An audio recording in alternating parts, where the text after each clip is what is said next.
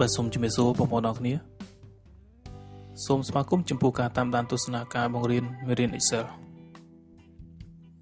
មេរៀននៅថ្ងៃនេះខ្ញុំនឹងបង្ហាញអ្នកនរគ្នាឲ្យចេះរាប់ទិន្នន័យប្រចាំថ្ងៃនិងប្រចាំខែនីមួយៗបាទដូច្នេះដើម្បីឲ្យកាន់តែច្បាស់ខ្ញុំនឹងបង្ហាញនៅក្នុងកម្មវិធី Excel តែម្ដងបាទនេះគឺជាតារាងនៃការលក់កុំព្យូទ័រប្រចាំខែនីមួយៗបាទដូច្នេះដើម្បីអាចរាប់ទិន្នន័យនៃការលក់កុំព្យូទ័រប្រចាំថ្ងៃនិងប្រចាំខែនីមួយៗសូមមើលការអនុវត្តទាំងអស់គ្នាបាទជាដំបូងនៅក្នុង cell នេះខ្ញុំវាយពាក្យថា day cell នេះខ្ញុំវាយខែ January February March ហើយនិង April នៅក្នុង cell នេះខ្ញុំវាយថ្ងៃទី1បន្ទាប់មកខ្ញុំត្រូវដាក់ថ្ងៃទី2ទី3ទី4រហូតដល់ថ្ងៃទី31នៅក្នុង cell ជាបន្តមកទៀតអញ្ចឹងខ្ញុំអាចវាយលេខ1មកបន្ទាប់មកខ្ញុំចុចនៅលើ field យកពាក្យថា series ចុចលើពាក្យ column ហើយខ្ញុំវាយលេខ31ចូលវិធីនេះគឺជារបៀបដាក់លេខរៀងដោយស្វ័យប្រវត្តិដោយមិនចាំបាច់អូស cell ចុះក្រោមបន្ទាប់មកខ្ញុំចុច OK លេខរៀងនឹងចាប់ផ្ដើមរាប់ពីលេខ1រហូតដល់លេខ31ដោយស្វ័យប្រវត្តិតែម្ដងបាទឬក៏វិធីរាល់ដងដែលអ្នកទាំងអស់គ្នាធ្លាប់ធ្វើគឺវាយលេខ1លេខ2បន្ទាប់មក select បែបនេះរួចទាញចុះក្រោមលទ្ធផលបានដូចគ្នាបាទខ្ញុំលុបចោលវិញចុះដូច្នេះខ្ញុំចង់ដឹងថាចំនួននៃការលក់កុំព្យូទ័រប្រចាំថ្ងៃនីមួយៗនេះលក់បានចំនួនប្រមាណដងពាក់ព័ន្ធជាមួយលក្ខខណ្ឌនៃការរាប់គឺថ្ងៃហើយនិងខែគឺស្ថិតនៅក្នុង column B នេះតែម្ដងបាទដូច្នេះខ្ញុំមានវិធីមួយគឺទាញថ្ងៃនិងទាញខែចេញពីក្នុង column មួយនេះបាទអញ្ចឹងខ្ញុំ insert column ខ្ញុំចុចទៅលើ column A នេះមកបន្ទាប់មកខ្ញុំចុចលើពាក្យ insert បន្ទាប់មកទៀតខ្ញុំ insert មួយទៀតចុះអញ្ចឹងខ្ញុំចង់ញែកថ្ងៃចេញទៅ cell មួយញែកខែចេញទៅ cell មួយអញ្ចឹងកន្លែងនេះខ្ញុំសរសេរពាក្យថា day កន្លែងនេះខ្ញុំសរសេរពាក្យថា month ដើម្បីអាចទាញថ្ងៃចេញពីកាលបរិច្ឆេទនៅក្នុង cell មួយនេះខ្ញុំប្រើរូបមន្ត day ហើយបើករងកញ្ចក់មកបន្ទាប់មកខ្ញុំចុចលើ cell មួយនេះខ្ញុំបិទរងកញ្ចក់រួចចុច enter អញ្ចឹងយើងទទួលបានលទ្ធផលគឺថ្ងៃទី5បាទ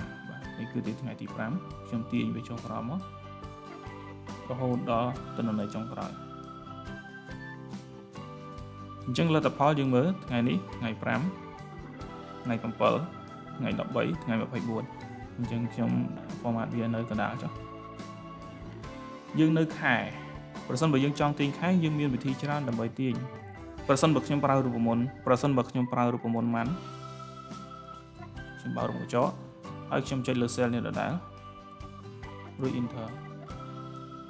លទ្ធផលនៃខែនីមួយៗគឺខែ1ខែ2ខែ3ប៉ុន្តែពាក់ព័ន្ធជាមួយលក្ខខណ្ឌនៃការរាប់ប្រសិនបើយើងរាប់នៅកន្លែងនេះខែ1ខែ2ហើយកន្លែងនេះខែ Jan ខែ Feb ខែ March គឺ criteria វាអត់ដូចគ្នាទេប្រសិនបើខ្ញុំចង់ឲ្យដូចគ្នាលុះត្រាតែខ្ញុំដាក់កន្លែងនេះខែ1ខែ2ខែ3ខែ4ទើបរូបមន្តនៃការរាប់ត្រឹមត្រូវអញ្ចឹងខ្ញុំអត់ប្រើរូបមន្តម៉ាន់នេះទេខ្ញុំលុបវាចោលខ្ញុំមានវិធីមួយទៀតគឺបំលែងកាលបរិច្ឆេទខាងក្នុងនេះឲ្យទៅជា text ហើយទាញយកមកតែចំនួនខែបានហើយអញ្ចឹងខ្ញុំប្រើរូបមន្ត text បើរងកញ្ចក់មកបន្ទាប់មកខ្ញុំ select លើ cell មួយនេះហើយខ្ញុំ comma មួយ text format អញ្ចឹងខ្ញុំបើក double quote មួយបន្ទាប់មកខ្ញុំវាយអក្សរ M 3 ដង M 3 ដងនេះគឺតំណាងឲ្យខែរួចបិទ double quote វិញបិទរងកញ្ចក់រួចចុច enter លទ្ធផលដែលខ្ញុំទទួលបាននោះគឺខែ Jan គឺវាដូចជាមួយលក្ខខណ្ឌនៅខាងនេះហើយបន្ទាប់មកអ្នកនរគ្នាចង់ទាញចុះអញ្ចេះក៏បានឬក៏មានវិធីមួយទៀតគឺខ្ញុំដាក់ម៉ៅឲ្យចំជ្រុងកែងពណ៌ខ្មៅនេះហើយ double click នោះលទ្ធផលវានឹងរត់ទៅដល់ខាងក្រោមដោយស្វ័យប្រវត្តិអញ្ចឹងដើម្បីអាចរាប់ទិន្នន័យប្រចាំខែនិងប្រចាំថ្ងៃនីមួយៗបានគឺយើងត្រូវប្រើរូបមន្ត count if min s តោះឥឡូវយើងអនុវត្តអស់គ្នាស្មើ count if min s criteria rank ទី1 rank ទី1ដែលយើងចង់រាប់ខ្ញុំសន្មតថានៅលើ column A នេះចុះ column A នេះគឺថ្ងៃបន្ទាប់មកខ្ញុំចុច comma មួយ criteria ទី1 criteria ទី1ក៏ត្រូវតែជាថ្ងៃដែរថ្ងៃដែលយើងចង់បាននោះគឺស្ថិតនៅលើ column K row ទី2អញ្ចឹងខ្ញុំវាយ K row ទី2អញ្ចឹងបន្ទាប់មកខ្ញុំចុច comma មួយ argument នេះគឺមកដល់ criteria rank ទី2 criteria rank ទី2គឺស្ថិតនៅលើ column B ខ្ញុំ select column B អញ្ចឹងតែម្ដងបន្ទាប់មកខ្ញុំចុច comma មួយ criteria rank ទី2នេះគឺខែស្ថិតនៅលើ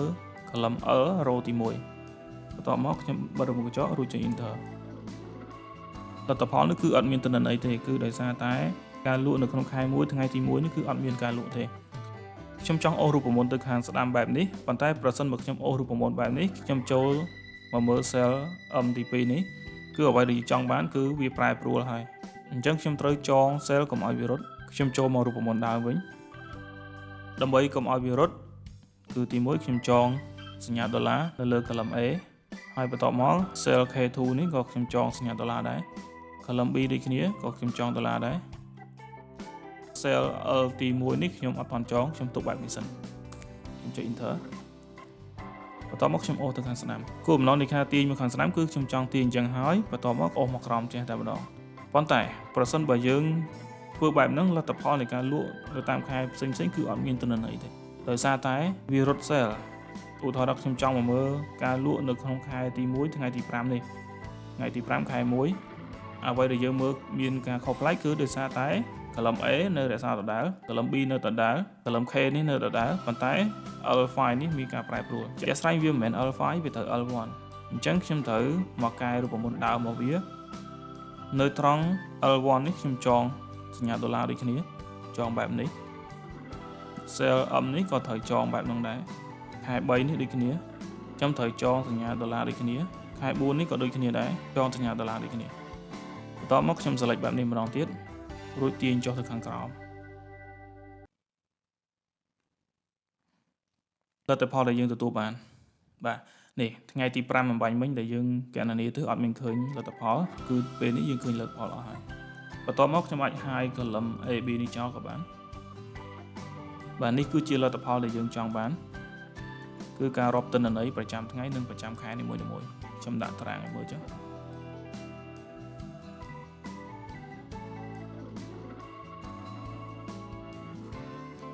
បាទពាក់ព័ន្ធជាមួយនឹងការចង cell ចង row ចង column កុំឲ្យរត់ខ្ញុំនឹងធ្វើវីដេអូមួយដាច់ដោយឡែកផ្សេងទៀតបាទសូមអរគុណចំពោះការតាមដានទស្សនាការបង្ហាញរបស់ខ្ញុំបាទសូមចុច subscribe នៅលើ channel របស់ខ្ញុំបាទបន្ទាប់មកចុចលើរូបកណ្ដឹងនិងចុចលើពី all ដើម្បីទទួលបានវីដេអូជាបន្តមកទៀតបាទប្រសិនបើអ្នកទាំងអស់គ្នាមានចម្ងល់អ្នកទាំងអស់គ្នាអាច comment សាកសួរបន្ថែមទៀតបាទសូមអរគុណ